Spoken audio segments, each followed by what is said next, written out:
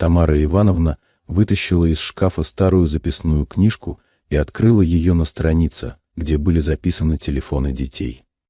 Она знала их наизусть, но все равно проверяла, будто боялась ошибиться. Рядом с каждым номером стояла дата последнего звонка. У Андрея 3 недели назад. У Вероники почти месяц.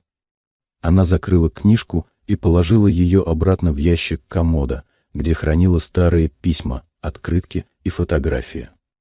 Фотографий было много, семейные, праздничные, с внуками. На одной из них Андрей держал на руках новорожденную Машу, дочь Вероники. Тогда им всем казалось, что они будут всегда вместе, что расстояние и занятость — это временные неудобства. Тамара села на край кровати и посмотрела на календарь. До ее дня рождения оставалось ровно 4 недели. 65 лет — серьезная дата. Раньше такие юбилеи отмечали широко, с шумом, с тостами за долгие годы жизни. Теперь времена изменились, но Тамара все равно хотела, чтобы в этот день рядом были самые близкие люди. Она подошла к окну и выглянула во двор. Соседские дети играли в футбол, гоняя мяч между гаражами. Их крики и смех доносились сквозь стекло, но Тамара почти не слышала их. Она думала о том, как позвонить детям и напомнить о дне рождения. Не хотелось показаться навязчивой, но молчать тоже было невыносимо. Вечером она все-таки набрала номер Андрея. Он ответил не сразу, в трубке слышались голоса, музыка, шум машин. «Мам, привет», — сказал он торопливо. «Я сейчас на встрече, перезвоню позже». «Андрюша, я всего на минутку», — начала Тамара, но он уже прервал ее. «Мам, правда, не могу сейчас. Вечером обязательно наберу». Гудки. Тамара положила трубку на стол и тихо вздохнула. Она знала, что вечером он не позвонит. Так было всегда. Обещания растворялись в бесконечных делах, и к концу дня уже никто не помнил, что обещал. На следующий день она написала сообщение Веронике. Коротко, без лишних слов. «Как дела? Скоро мой день рождения, хочу вас всех увидеть». Ответ пришел через несколько часов. «Мама, конечно. Обязательно что-то придумаем. Целую». Тамара перечитала сообщение несколько раз. «Что-то придумаем» — это не было обещанием приехать. Это было вежливой отговоркой, за которой скрывалось нежелание обязываться. Но она решила верить, что Вероника все-таки постарается. Она начала готовиться. Сначала составила список блюд, которые любили дети. Андрей обожал ее котлеты с картофельным пюре, Вероника всегда просила запеченную курицу с овощами. Для внучки Маши Тамара планировала испечь любимый шоколадный торт, рецепт которого хранился в старой потрепанной тетради. Потом она пошла на рынок. Продавщица на мясном прилавке узнала ее и улыбнулась. «Тамара Ивановна, сколько вас не было? Что-то готовите?»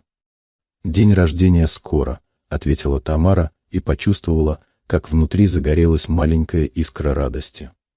«Дети приедут». «Ну, это хорошо», — кивнула продавщица. «Вам говяжий фарш или свиной?» «Смешанный, пожалуйста. 1,5 килограмма». Она ходила между прилавками, выбирала овощи, фрукты, покупала специи и сладости. Сумки становились все тяжелее, но Тамара не замечала усталости. Ей казалось, что чем больше она подготовится, тем больше вероятность, что все пройдет так, как она мечтает. Дома она разложила продукты в холодильнике и на полках. Некоторые блюда можно было приготовить заранее и заморозить. Тамара любила порядок и планирование. Это помогало справляться с пустотой, которая иногда накрывала ее по вечерам. Через неделю она позвонила Андрею снова. На этот раз он ответил быстрее. «Мам, ну что ты звонишь каждый день?» — сказал он раздраженно. «Я звоню раз в неделю, Андрюша», — тихо возразила Тамара. «Ладно, хорошо, извини». Что случилось? Ничего не случилось. Я хотела напомнить о дне рождения. Ты приедешь? Постараюсь, мам. Но у меня сейчас аврал на работе. Не могу точно обещать. Андрей, это юбилей. Мне 65. Я понимаю. Я правда постараюсь. Она услышала в его голосе усталость и нежелание продолжать разговор. Тамара не стала настаивать. Хорошо, сынок. Жду тебя. Когда она повесила трубку, руки дрожали. Она прижала ладони к лицу и закрыла глаза. Слез не было, просто тупая боль где-то в груди, которую невозможно было ни объяснить, ни прогнать. Вечером пришла соседка Зинаида Петровна. Она принесла банку варенья и села за стол, пока Тамара ставила чайник. «Что-то ты сама не своя», — заметила Зинаида. «Да нет, все нормально», — ответила Тамара, расставляя чашки. Дети приедут на день рождения? Обещали. Зинаида покачала головой. Обещали, это еще ничего не значит. Мои тоже обещали на прошлой неделе помочь с ремонтом крана. Так и не приехали. У них дела, работа. Тамара защищала детей по привычке, хотя в душе соглашалась с соседкой. Дела у всех есть. Вопрос в том, что для них важнее. Тамара промолчала. Она налила чай и придвинула к Зинаиде вазочку с печеньем. Они сидели и разговаривали о мелочах, о погоде, о ценах, о новом участковом враче. Но Тамара почти не слушала. Она думала о том, что будет делать, если дети все-таки не приедут. Как она будет сидеть за накрытым столом одна, как будет убирать еду, которую никто не съест, как будет снимать праздничное платье и снова надевать старый домашний халат. Когда Зинаида ушла, Тамара достала из шкафа новое платье. Она купила его 2 недели назад, темно-синее, с изящным воротником и легким блеском ткани. Оно висело на плечиках, аккуратно упакованное в прозрачный чехол. Тамара провела рукой по материи и представила, как войдет в комнату, когда все соберутся, и дети улыбнутся ей, а внучка скажет: «Бабушка, ты такая красивая». Она повесила платье обратно и легла спать. Сон не шел. Тамара ворочалась, слушала, как тикают часы, и считала дни до юбилея.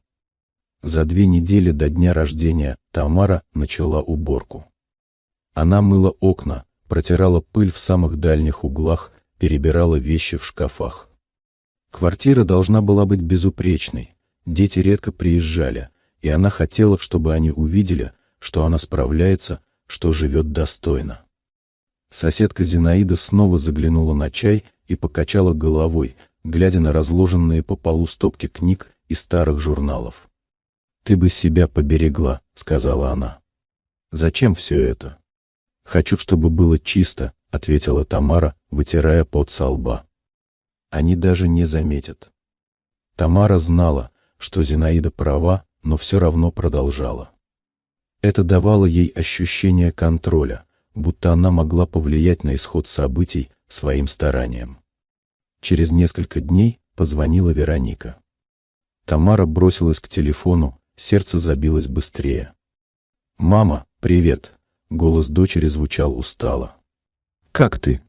«Хорошо, доченька. Ты как?» «Маша?» «Мы нормально. Слушай, мам, насчет дня рождения». Маша заболела. Температура держится 3-й день, врач сказал, что, возможно, грипп. Тамара почувствовала, как внутри что-то сжалось. Может, к тому времени выздоровеет? «Не знаю, мам. Еще 2 недели, но я не хочу рисковать. Вдруг хуже станет. Мы же не можем оставить ее с кем-то». «Я понимаю», — тихо сказала Тамара, хотя понимала совсем другое. «Мам, ну не обижайся. Мы обязательно увидимся позже. Устроим тебе отдельный праздник. Конечно, Вероника. Поправляйтесь». Когда разговор закончился, Тамара села на диван и сжала руки в кулаки. Она не плакала. Слезы застряли где-то глубоко, не находя выхода. Она просто сидела и смотрела в одну точку, пока за окном не стемнело. Вечером она написала Андрею: «Вероника не сможет приехать. Маша болеет. А ты как?» Ответ пришел только утром: «Жаль. Я пока не знаю, постараюсь». Тамара перечитала сообщение несколько раз, пытаясь найти в нем хоть каплю уверенности. Но слова были размытыми, ни к чему не обязывающими. Она все равно продолжала готовиться. Часть продуктов уже лежала в холодильнике, некоторые блюда были готовы и заморожены. Тамара знала, что делает это не столько для детей, сколько для себя. Если перестать верить, то останется только пустота. За неделю до юбилея она пошла в парикмахерскую. Мастер, молодая девушка с яркими ногтями, уложила ее волосы в аккуратную прическу. «Вам очень идет», — сказала она, поворачивая кресло к зеркалу. Тамара посмотрела на свое отражение. Волосы были гладкими, лицо свежим, но глаза оставались усталыми. Она поблагодарила мастера, заплатила и вышла на улицу. По дороге домой она зашла в магазин и купила еще несколько мелочей: салфетки с узором, свечи для торта, новую скатерть. Все это складывалось в аккуратную стопку дома, напоминая о том, что праздник должен состояться. Вечером позвонил Андрей. Голос его был напряженным. «Мам, я не знаю, как тебе сказать». Тамара замерла. «Что случилось?» «У меня проблемы на работе.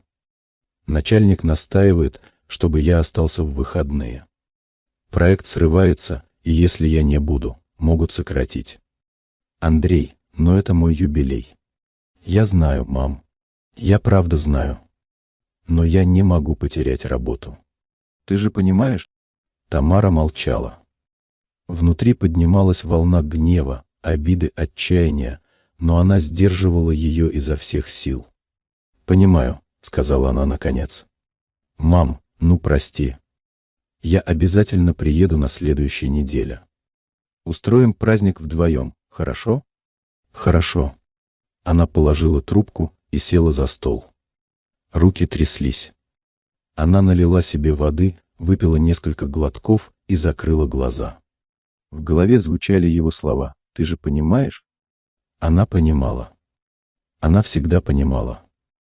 Но от этого не становилось легче. Ночью Тамара не спала. Она лежала и смотрела в потолок, слушая, как на улице лают собаки и изредка проезжают машины. В голове крутились мысли, одна тяжелее другой. Она думала о том, что, возможно, ошиблась в воспитании детей. Может быть, она была слишком мягкой, слишком уступчивой. Может быть, надо было требовать больше, настаивать, показывать, что ее чувства тоже важны. Но уже поздно. Дети выросли, у них своя жизнь, свои заботы. И она не может винить их за то, что они живут так, как им удобно. Утром Тамара встала, умылась, оделась и снова принялась за уборку. Движение помогало не думать. Она протирала мебель, раскладывала вещи, гладила белье. Часы тикали, отсчитывая время до дня, который теперь казался просто датой в календаре. Зинаида снова пришла вечером. Она принесла пирог и села за стол, наблюдая, как Тамара молча наливает чай. «Не приедут?» — спросила она. Тамара покачала головой. «У одной ребенок болеет, у другого работа». Зинаида вздохнула. «Знаешь, Тамара, ты слишком добрая. Они садятся тебе на шею, потому что знают, что ты все простишь». «Они не виноваты», — защищалась Тамара. «У них правда дела. Дела всегда найдутся, если не хочется приехать». Тамара ничего не ответила. Она знала, что спорить бесполезно, потому что в глубине души она и сама чувствовала то же самое. День рождения наступил холодным и пасмурным. Тамара встала рано, когда за окном еще только рассветало. Она долго стояла у окна, глядя на пустой двор, на голые деревья, на серое небо. Никаких особенных чувств не было, просто усталость и тяжесть в груди. Она надела домашнее платье и пошла на кухню. Стол был накрыт еще с вечера. Белая скатерть, тарелки, столовые приборы, салфетки с узором. Все выглядело празднично, но Тамара знала, что это декорация, за которой ничего нет. Она достала из холодильника готовые блюда и начала разогревать их. Котлеты, картофельное пюре, салаты, курица с овощами. Запахи наполнили кухню, и на мгновение Тамаре показалось, что сейчас откроется дверь и войдут дети, смеющиеся и радостные. Но дверь оставалась закрытой. Она расставила тарелки на столе, разложила еду, зажгла свечи на торте. Часы показывали 10 утра. Обычно в это время дети уже должны были бы приехать. Тамара села на стул и стала ждать. В 11 пришло сообщение от Вероники: «Мама, с днем рождения. Извини, что не можем приехать. Машке все еще плохо. Поздравим тебя позже. Целую». Тамара прочитала сообщение и положила телефон на стол. Лицо оставалось спокойным, но внутри что-то надломилось. В полдень пришло сообщение от Андрея: «Мам, с юбилеем. Прости, что не получилось. Работа совсем задолбала. Обязательно увидимся на следующей неделе. Люблю». Тамара перечитала оба сообщения. Слова были теплыми, но за ними чувствовалась формальность, будто дети писали их на бегу, между делом. Она встала из-за стола и подошла к окну. На улице жизнь шла своим чередом. Люди спешили по делам, дети играли во дворе, собаки бегали между гаражами. Никто не знал, что у Тамары Ивановны сегодня день рождения, и что она сидит дома одна за накрытым столом. Она вернулась на кухню и села обратно. Часы тикали. Время тянулось невыносимо медленно. Тамара налила себе чай, откусила кусочек пирога, но есть не хотелось. Еда казалась безвкусной, лишенной смысла. В 3 часа дня раздался звонок в дверь. Тамара вздрогнула и быстро встала. Может быть, это все-таки кто-то из детей? Может, они решили сделать сюрприз? Она открыла дверь. На пороге стояла Зинаида с небольшим букетом цветов. «Ну что, сидишь одна?» — спросила соседка, входя в квартиру. «Да», — тихо ответила Тамара. Зинаида прошла на кухню, увидела накрытый стол и покачала головой. «И никто не приехал?» «Нет». Зинаида поставила цветы в вазу и села за стол. «Тамара, ты должна была это понимать. Дети сейчас такие. Им на родителей плевать».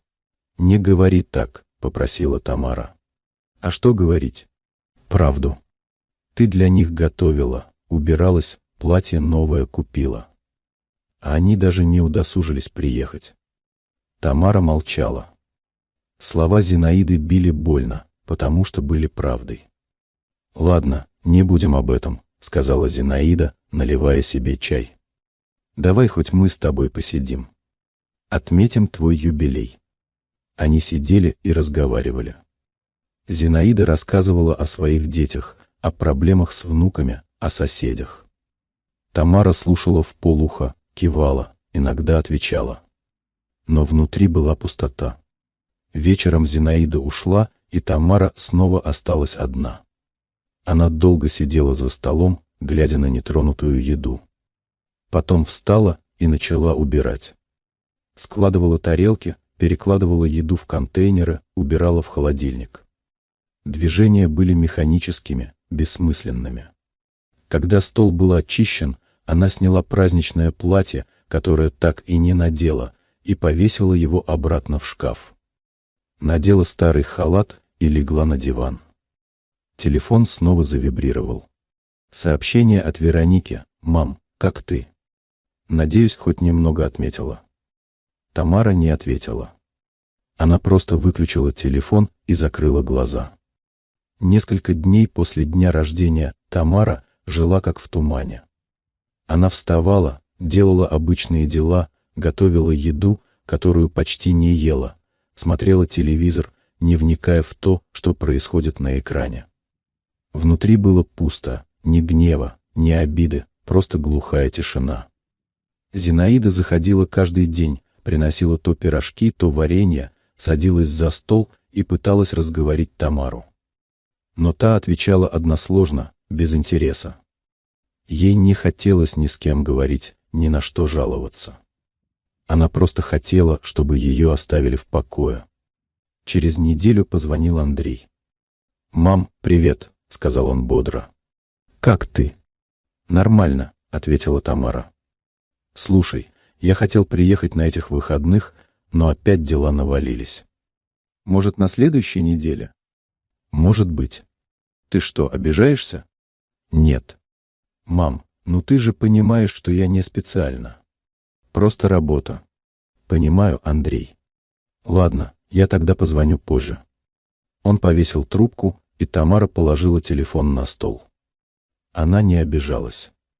Обида требует чувств, а у нее их не осталось. Вечером того же дня пришло сообщение от Вероники. «Мама, мы с Машей хотим приехать в субботу». Можно? Тамара прочитала сообщение и не ответила сразу. Она долго думала, стоит ли верить этим словам. Потом написала коротко: «Приезжайте». Но суббота прошла, и Вероника не приехала. Вечером пришло новое сообщение: «Мам, прости, не получилось».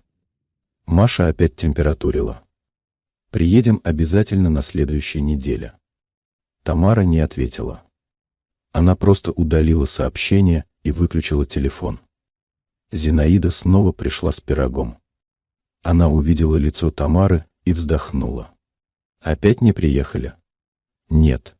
И ты все еще их защищаешь? «Я никого не защищаю, Зина. Просто мне все равно». Зинаида нахмурилась. «Не говори так. Ты же мать. Тебе не может быть все равно». «Может», — тихо сказала Тамара. «Оказывается, может». Они сидели молча, пили чай. Зинаида пыталась говорить о чем-то другом, но Тамара почти не слушала. Ей хотелось, чтобы все ушли и оставили ее одну. Ночью она лежала в кровати и думала о том, как прошла ее жизнь. Она вышла замуж в 20 лет, родила детей, работала, растила их, заботилась о них. Муж умер 10 лет назад, и с тех пор она жила одна. Дети уехали в другой город, устроили свою жизнь, завели семьи. Она ждала их редких приездов, звонков, сообщений. И каждый раз надеялась, что в следующий раз все будет иначе. Но ничего не менялось. Она встала с кровати, подошла к комоду и достала записную книжку. Раскрыла на странице с телефонами детей и долго смотрела на записи. Потом закрыла книжку и положила ее обратно. Утром Тамара встала, оделась и вышла на улицу. Ей нужно было пройтись, подышать свежим воздухом, отвлечься от мыслей. Она шла по улице медленно, не спеша, смотрела по сторонам. Люди спешили на работу, мамы вели детей в школу, пенсионеры сидели на лавочках и обсуждали последние новости. Она дошла до парка и села на скамейку. Рядом играли дети, их смех разносился по аллеям. Тамара смотрела на них и думала о том, что когда-то так же играли ее дети. Она водила их в этот парк, качала на качелях, покупала мороженое. Они были маленькими, счастливыми, и ей казалось, что так будет всегда. Но дети выросли и забыли, как она держала их за руку, как читала им сказки на ночь, как сидела рядом, когда они болели. Тамара встала со скамейки и пошла домой. По дороге она зашла в магазин и купила немного продуктов. Кассирша улыбнулась ей и пожелала хорошего дня. Тамара кивнула и вышла на улицу. Дома она разложила продукты, поставила чайник и села за стол. Телефон лежал рядом, выключенный. Она не хотела включать его, не хотела видеть очередные сообщения с извинениями и обещаниями. Вечером Зинаида снова постучала в дверь. Ты что, совсем не выходишь? Спросила она, входя в квартиру. Выходила сегодня. И как настроение? Никак. Зинаида села за стол и налила себе чай. Слушай, Тамара, может тебе к психологу сходить? Совсем плохо выглядишь. Не надо мне никуда ходить. Ну нельзя же так. Ты же человек живой, а не камень. Камень, тихо повторила Тамара. Может и правда камень. Зинаида вздохнула и замолчала. Прошло несколько недель. Тамара перестала ждать звонков. Она включала телефон только для того, чтобы проверить время или погоду. Сообщения от детей приходили редко, и она не всегда на них отвечала. Когда отвечала, то коротко: «Хорошо, понятно, ладно». Андрей позвонил однажды вечером, явно встревоженный ее молчанием. «Мам, ты что, на меня злишься?» «Нет». «Тогда почему не отвечаешь на сообщения?» «Нечего отвечать». «Мам, ну не говори так. Я же не специально не приехал. У меня правда дела». «Я знаю, Андрей». «Тогда почему ты такая холодная?» Тамара долго молчала. Потом сказала тихо: «Я не холодная. Я просто устала». «От чего устала?» «От всего». Он не знал, что ответить. Помолчал и сказал неуверенно: «Мам, может тебе к врачу сходить? Может, это депрессия?» «Может быть». «Ты сходишь?» «Посмотрим». Разговор закончился, и Тамара положила трубку. Она не собиралась идти к врачу. Ей не нужны были таблетки или разговоры с незнакомыми людьми. Ей просто хотелось покоя. Зинаида продолжала приходить каждый день. Однажды она принесла фотографии со своего телефона. «Смотри, что я вчера в магазине увидела», — сказала она, листая галерею. Тамара смотрела вполуха, не особо интересуясь. Но вдруг ее взгляд остановился на одной из фотографий. На экране было кафе, за столом сидели люди, смеялись, поднимали бокалы. Тамара узнала Андрея и Веронику. Рядом с ними сидели их супруги, дети. Все были нарядные, счастливые. «Это что?» — спросила Тамара, и голос ее дрожал. Зинаида замялась. «Ой, Тамара, я не хотела тебе показывать. Случайно». «Когда это было?» «В прошлую субботу. Я проходила мимо кафе и увидела их через окно. Думала, может, они тебя тоже с собой взяли, но потом поняла, что нет». Тамара взяла телефон из рук Зинаиды и приблизила фотографию. На столе стоял торт, на нем горели свечи. Андрей обнимал свою жену, Вероника держала на руках Машу. Все улыбались. «Это был день рождения зятя», — тихо сказала Зинаида. «Мужа Вероники. Я потом узнала у соседей». Тамара вернула телефон и встала из-за стола. Она подошла к окну и долго стояла, глядя в никуда. «Тамара, прости, я не хотела расстраивать тебя», — продолжала Зинаида. «Просто подумала, что лучше ты узнаешь». «Спасибо», — сказала Тамара, не оборачиваясь. Зинаида посидела еще немного и ушла. Тамара осталась одна. Она вернулась к столу, села и закрыла глаза. В голове крутилась одна и та же мысль. В тот день, когда она сидела одна за накрытым столом, ее дети были вместе. Они отмечали чужой праздник, смеялись, веселились.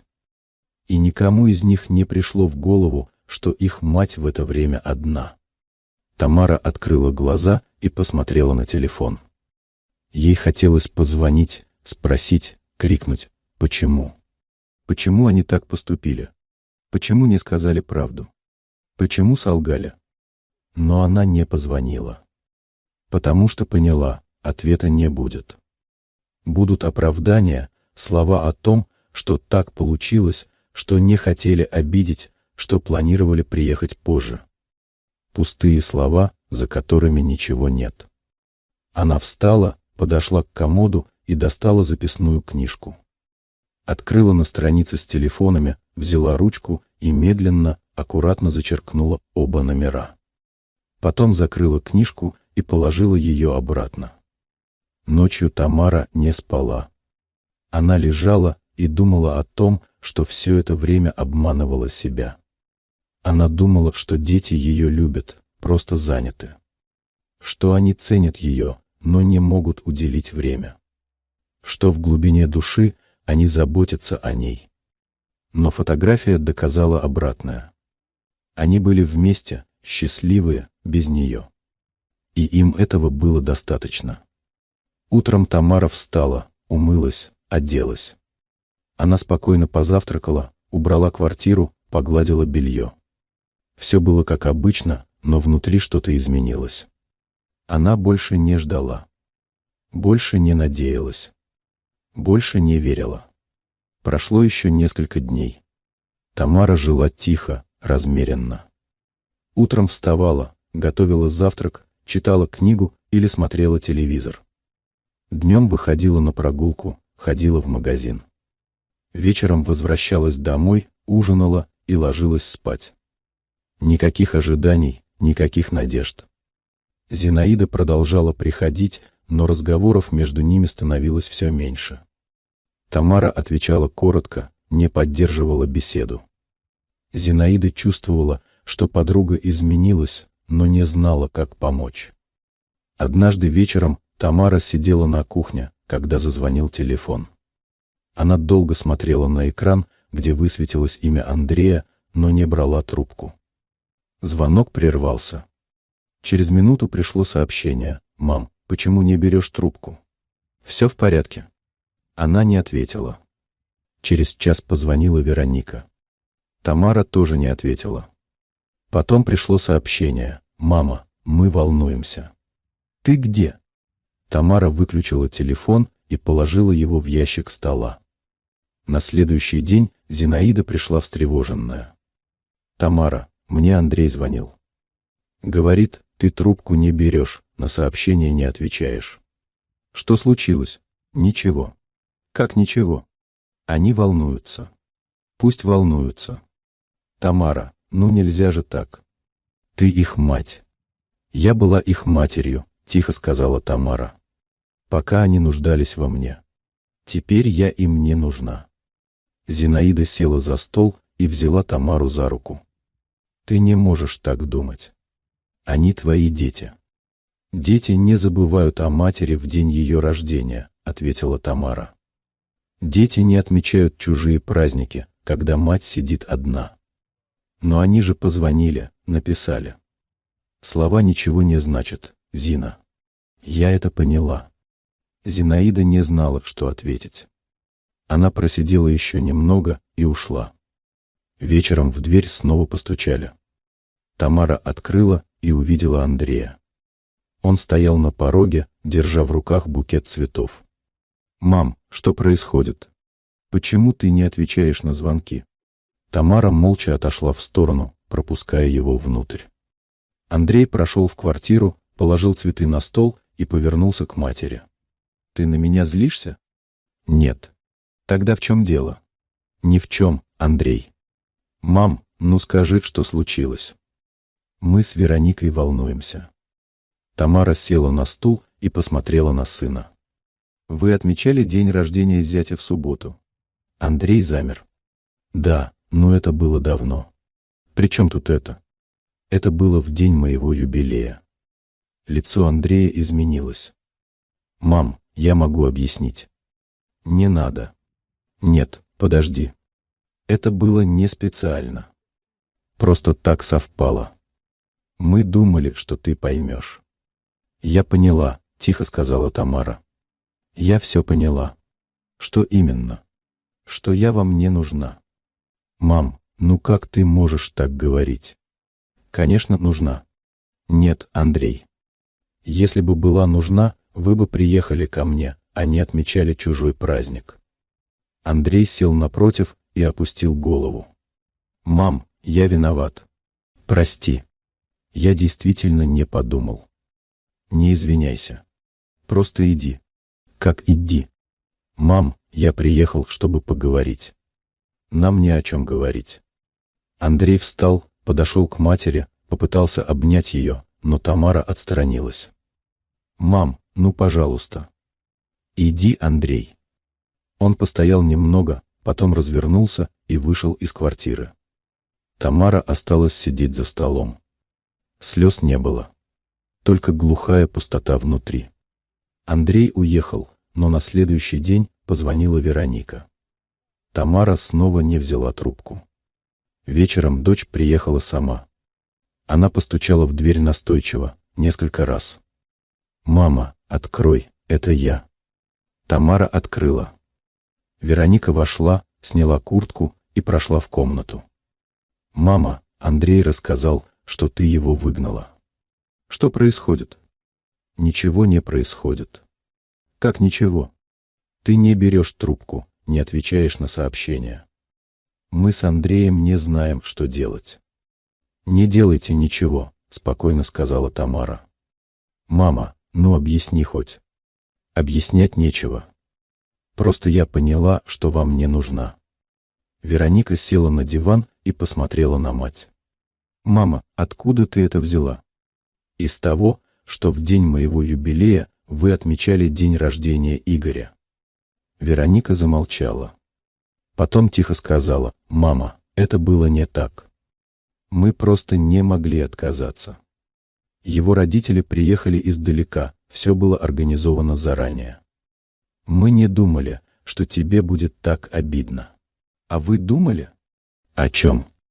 «О том, что я сижу одна в день своего юбилея, а вы веселитесь».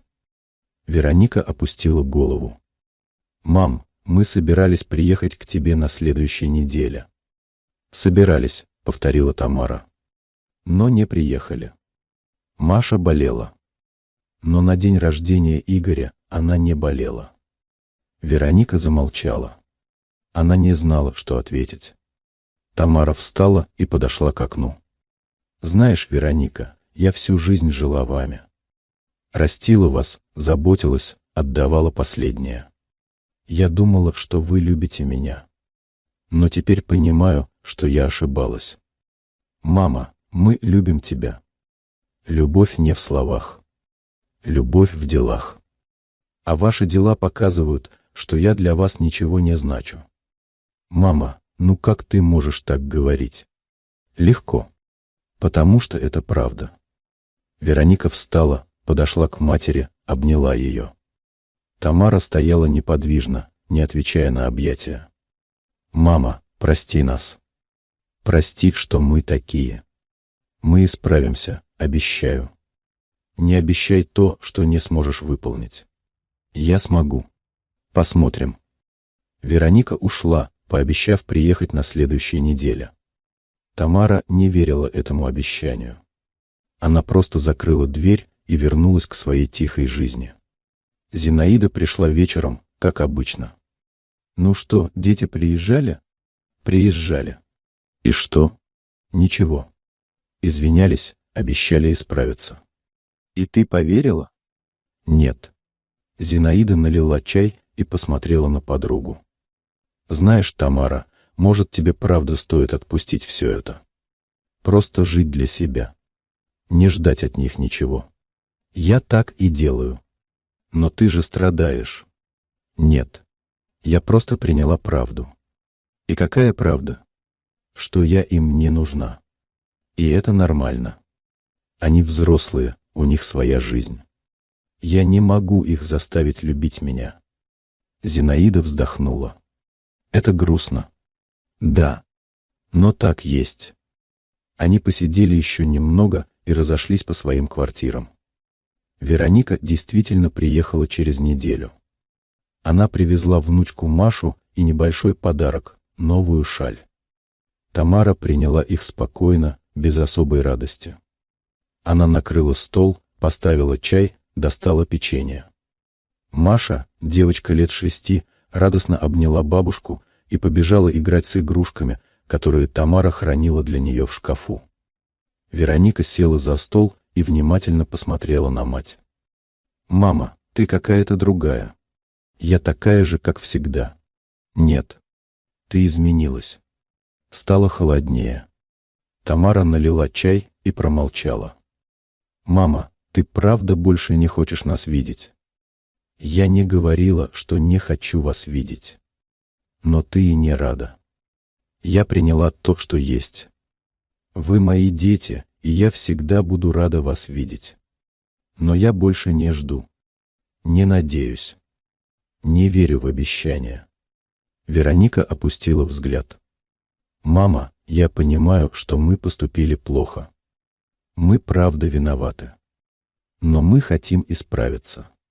Как? Будем чаще приезжать. Звонить. Проводить с тобой больше времени. Не надо. Почему? Потому что это будет из жалости. А мне не нужна жалость. Это не жалость. Это любовь. Любовь не требует оправданий, Вероника. Любовь просто есть. Они посидели в молчании. Маша прибежала к столу, взяла печенье и снова убежала играть. Тамара смотрела на внучку и думала о том, что, возможно, когда-нибудь Маша тоже забудет о своей матери. «Мама, скажи честно», — тихо спросила Вероника, — «ты простишь нас когда-нибудь?» Тамара долго молчала, потом сказала: «Я уже простила. Просто я больше не жду от вас того, чего вы дать не можете». А что мы не можем дать? Время, внимание, заботу. Не словами, а делами. Вероника вытерла слезу, которая скатилась по щеке. «Мама, я постараюсь. Я правда постараюсь». «Хорошо», — сказала Тамара, но в ее голосе не было веры. Вероника уехала через час. Тамара помахала ей из окна, потом закрыла дверь и вернулась к своим делам. Зинаида пришла вечером. «Ну что, дочь приезжала?» «Да». «И как?» «Все как обычно. Обещала исправиться». «И ты поверила?» «Нет». Зинаида покачала головой. «Знаешь, Тамара, может, ты слишком строга к ним. Они же правда хотят исправиться. Хотят — это одно. Делают — другое. Но ты же их мать. Ты должна верить в них. Я верила всю жизнь. Теперь хватит». Зинаида замолчала. Ей было грустно видеть, как подруга отстранилась от детей, но она понимала, что имеет право на это. Прошло несколько месяцев. Жизнь Тамары вошла в новое русло. Она больше не ждала праздников, не готовилась к встречам, не накрывала стол в надежде, что кто-то придет. Она жила спокойно, размеренно. Читала книги, гуляла в парке, встречалась с соседками, иногда ездила в библиотеку. Дети звонили редко. Андрей звонил раз в 2 недели, Вероника чуть чаще. Разговоры были короткими, формальными. Тамара отвечала на вопросы, но сама ничего не рассказывала. Она не жаловалась, не упрекала, просто отвечала коротко и сухо. Андрей однажды приехал снова. Он привез продукты, помог по дому, починил сломанный кран.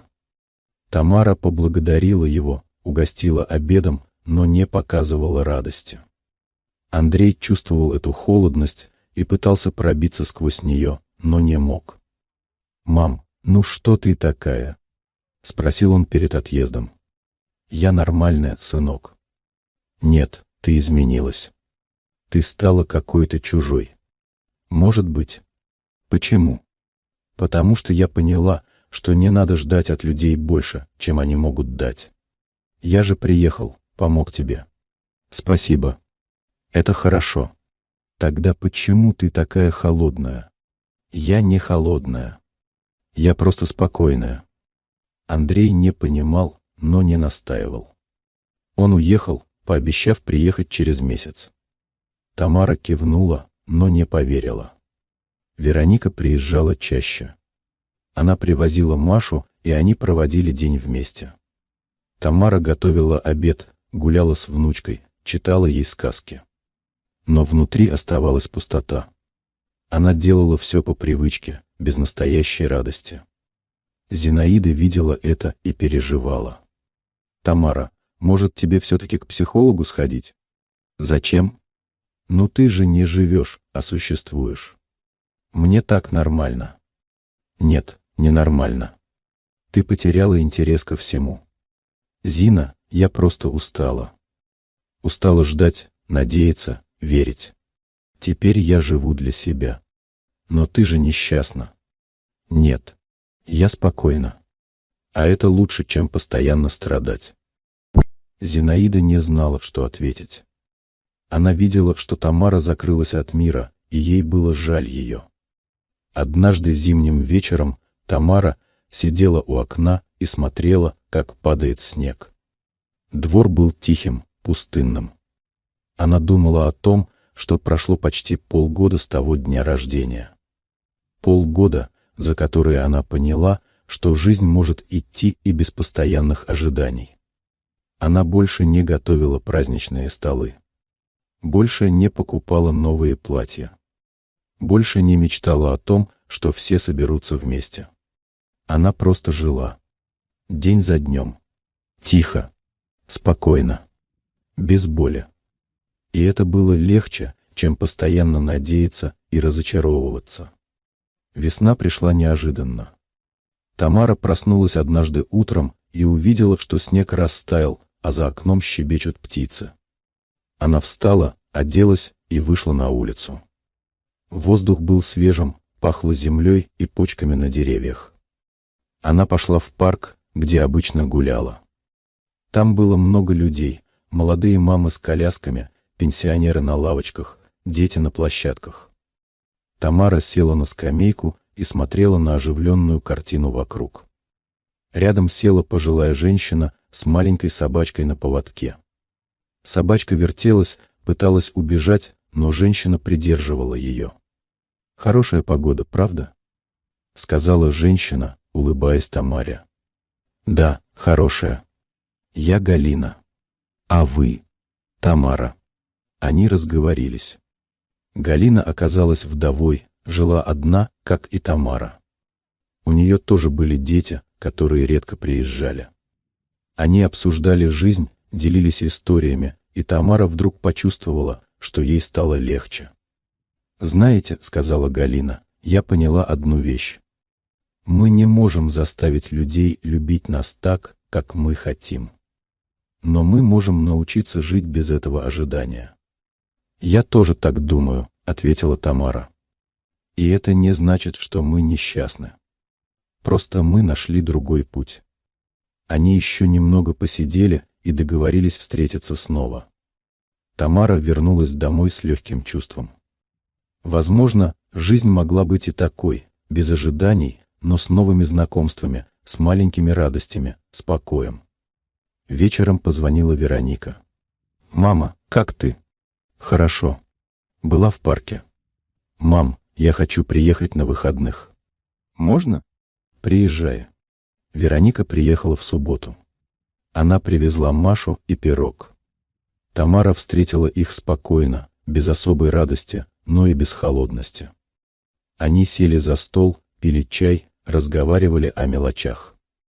Маша играла в комнате, а Вероника вдруг сказала: «Мама, я знаю, что мы тебя подвели.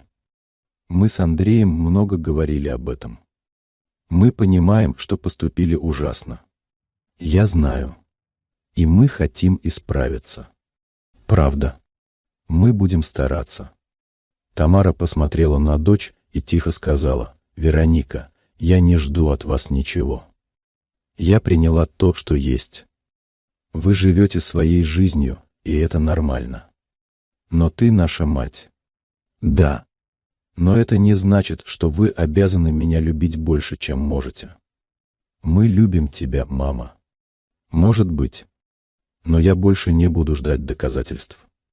Вероника опустила голову. Тамара встала, подошла к ней и положила руку на плечо. «Живите свою жизнь, доченька.